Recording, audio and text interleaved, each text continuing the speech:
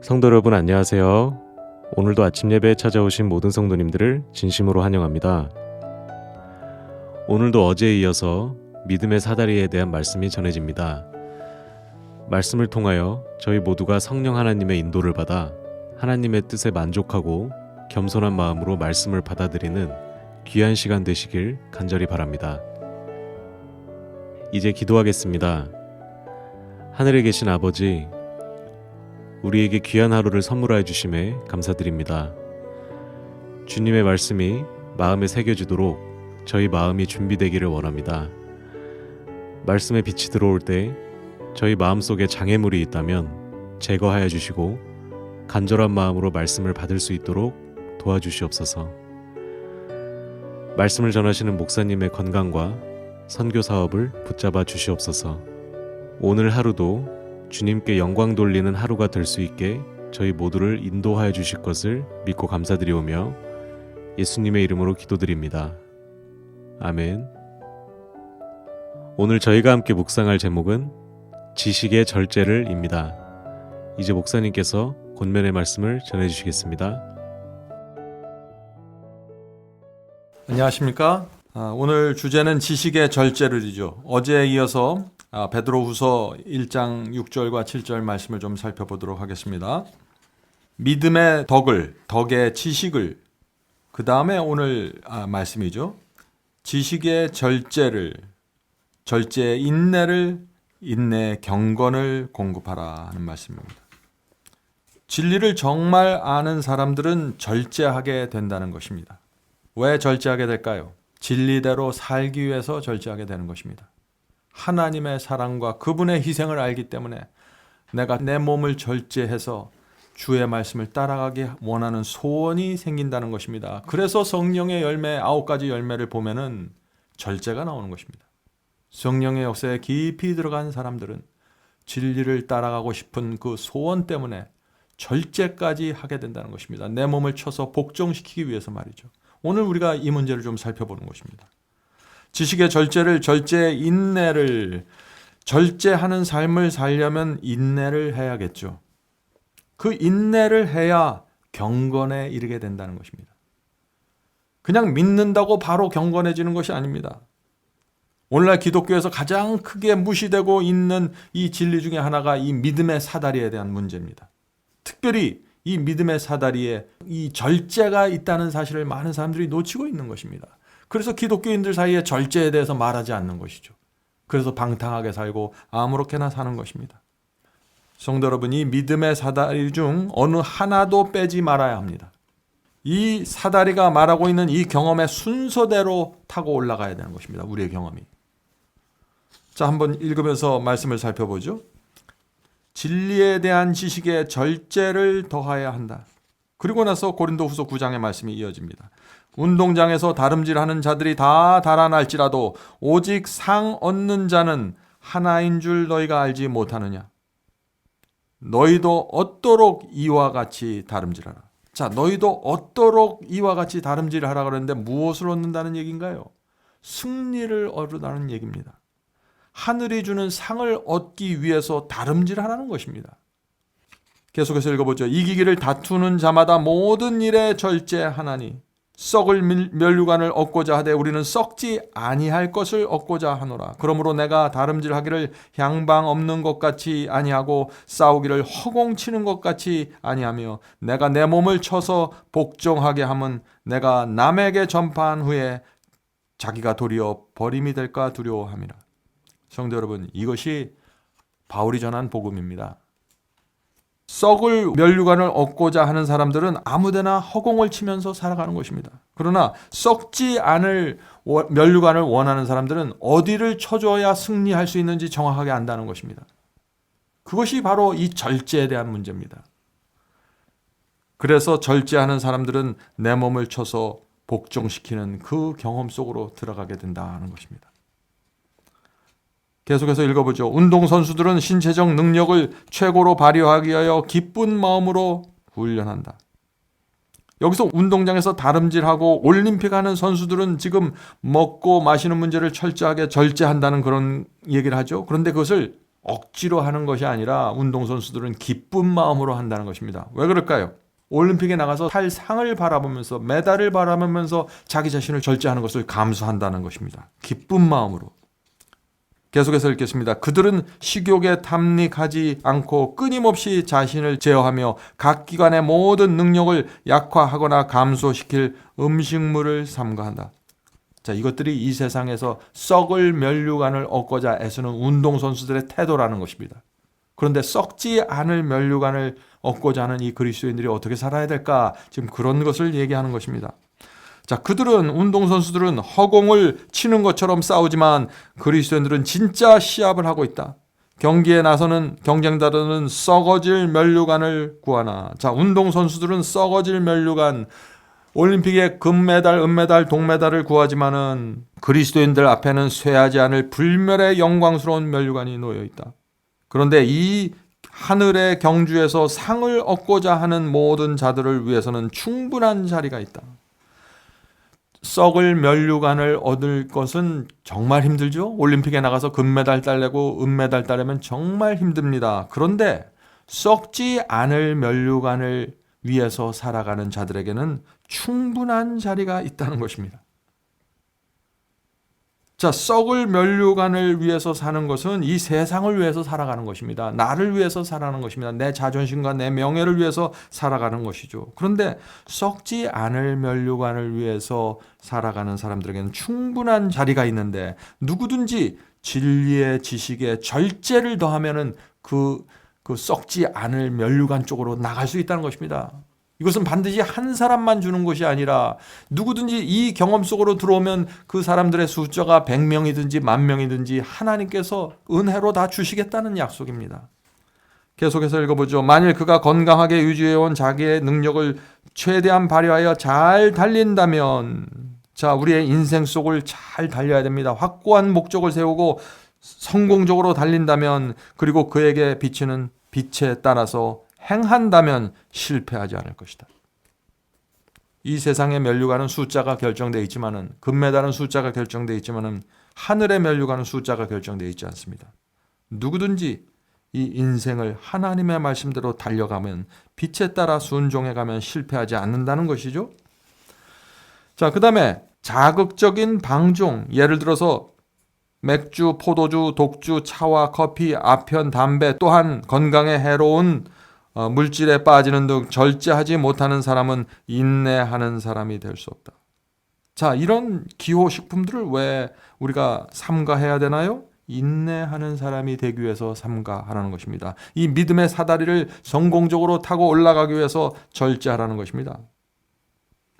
자, 많은 분들이 술, 마약, 담배, 그리스도인들이 이런 거를 먹지 말라 그러면 많은 분들이 동의를 하죠. 그런데 차와 커피를 마시지 말라라고 하면은 좀 그것은 이해하지 못하고 의아하게 생각하는 것입니다.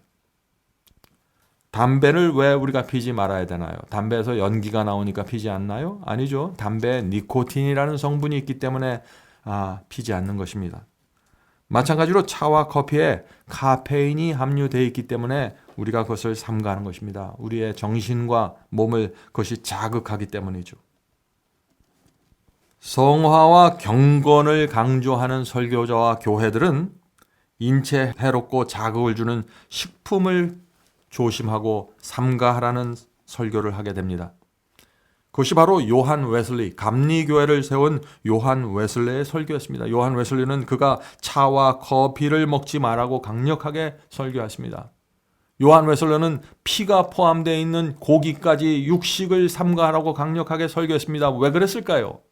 그런 자극적인 음식들, 몸에 유익을 주지 않는 그런 음식물들이 성화의 과정, 이 믿음의 사닥다리를 타고 올라가는 이 영적인 경험에 지장을 준다 하는 것입니다. 물론 차를 마시면 구원받을 수 없고 커피를 마시면 구원받을 수 없다는 이 구원의 조건이 아니지만은 이 믿음의 사다리를 타고 갈 수 있는 지혜를, 하늘의 지혜를 지금 사도 베드로가 우리에게 주는 것입니다. 이것은 어떤 교파의 가르침이 아니라 어떤 설교자의 가르침이 아니라 이것은 사도 베드로가 내어놓은 가르침입니다. 성도 여러분, 오늘 제가 분명하게 말씀드리지만은 여러분 신약 성경에서 절제라는 단어를 한번 검색해 보세요. 사도 바울이 절제에 대해서 얼마나 강조했는지 여러분들 눈으로 한번 확인해 보시길 바랍니다. 사도 베드로가 이 절제에 대해서 무엇을 말했고 사도행전이 무엇이라고 말하고 있는지 여러분들이 실제 성경절을 절제라는 단어를 찾아서 한번 검색해 보시기 바랍니다. 성경에 이런 말씀이 있는가 하고 여러분들 참 놀라는 말씀이 나오게 될 것입니다. 자, 계속해서 읽어보죠. 그러므로 절제는 우리가 인내라는 덕목을 더하기 전에 그 위에 우리 발을 디뎌야 할 사다리의 가로장이다. 그러니까 사다리의 발판이다 하는 것입니다. 절제도 이 믿음의 사다리로 올라가는 하나의 발판이라는 사실을 우리가 잊지 마세요.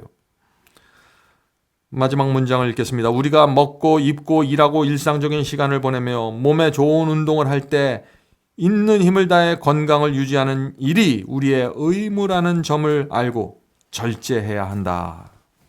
이 절제라는 말이 가장 대표적인 말씀 중에 하나가 갈라디아 5장에 나오는 성령의 열매입니다. 갈라디아 5장 17절부터 한번 우리가 읽으면서 이 절제가 어떤 의미인지 한번 살펴보도록 하겠습니다. 5장 17절입니다. 갈라디아 5장 17절. 육신은 성령을 대적하여 욕심을 부리고 성령은 육신을 대적하나니 이 둘이 서로 반대함으로 너희가 원하는 것을 능히 하지 못하느니라.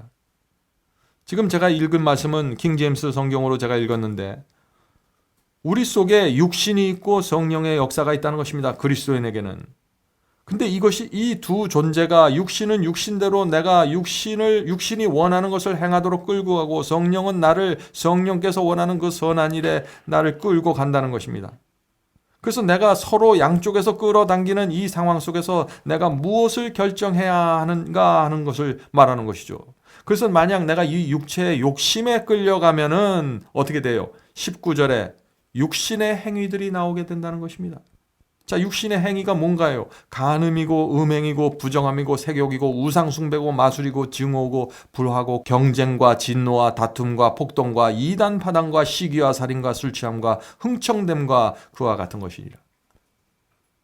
우리가 시험과 유혹을 받을 때 우리가 육체의 정욕에 끌어가면은 이런 증세들이 이런 육체의 행위들이 나타나게 된다는 것입니다. 그러므로 이런 행위들이 우리 삶 속에서 나타난다는 건 뭐예요? 내가 육체에 끌려다닌다는 것입니다. 자, 그러면 우리가 반대로 성령에 끌려가면은 어떤 일이 생길까요? 바울은 22절에서 그럴 경우에는 성령의 열매가 맺힌다고 말하는 것입니다. 자, 22절 읽어보겠습니다. 갈라디아 5장 22절. 성령의 열매는 사랑과 기쁨과 화평과 오래 참음과 부드러움과 선함과 믿음과 온유와 그리고 맨 성령의 9번째 열매 절제가 나오죠. 절제니 이와 같은 것을 대적할 법이 없느니라.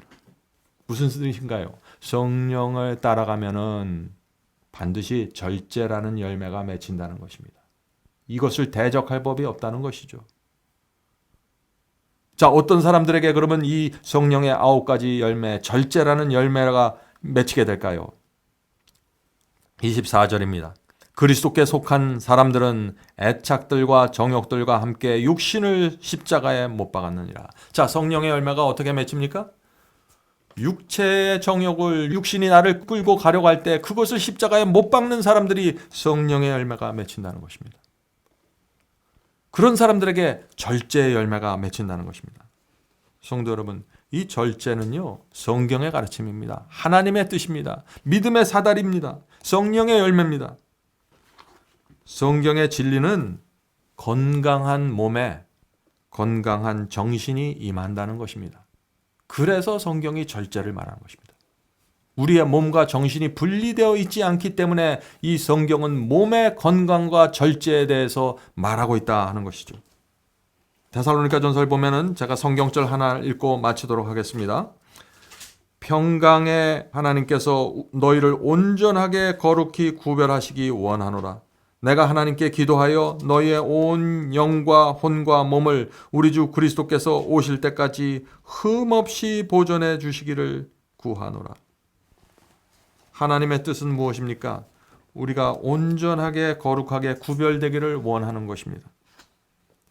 그런데 우리의 정신과 마음만 온전하게 구별하는 것이 아니라 너희의 온 영과 혼과 몸을 예수께서 오실 때까지 흠없이 보존하기를 원한다는 것입니다. 이것이 하나님께서 우리에게 절제를 원하시는 이유입니다. 우리의 몸은 정신에게 영향을 주고 우리의 정신이 스트레스를 받으면 다시 몸에게 영향을 줘서 몸이 약해지고 또 건강이 저하되면은 그것이 다시 우리의 마음과 영혼에 영향을 줘서 영적으로 연약하게 되고 문제가 생기기 때문에 하나님께서 우리의 몸과 마음과 영이 함께 잘 보존되기를 원하신다는 것입니다. 그래서 성경에 절제하라는 말씀이 나오는 것입니다. 자, 우리 모두 우리의 남은 생애 동안 이 믿음의 사다리 올라가는 중에 이 절제 발판을 확실하게 밟고 올라가게 되길 제가 간절히 바랍니다. 자, 기도하겠습니다. 하늘에 계신 저희들의 아버지, 오늘날 기독교에서 놓치고 있는 절제에 대한 주님의 뜻을 저희가 살펴보았습니다. 오늘 이 절제에 대한 진리가 저희의 마음에 새겨져서 하나님께 나가는 저희의 영적인 경험이 정확하게 이루어질 수 있도록 도와주시옵소서. 이 절제라는 하나님의 지혜를 저희가 받아서 저희의 영적인 경험, 내 몸을 쳐서 복종시키는 경험, 내 마음이 주님을 향해 따라가는 그 경험이 내 몸과 마음과 영혼이 연합해서 흠없이 이루어지게 되기를 저희가 간절히 소원합니다. 주여, 저희가 하늘의 지혜를 받고 주의 뜻을 받을 수 있도록 도와주시옵소서. 오늘 하루 저희가 살아갈 때 저희의 몸과 영과 혼이 주 앞에서 잘 보존되기를 저희가 간구하오니 도와주시옵소서. 예수님의 이름으로 간절히 기도드립니다. 아멘.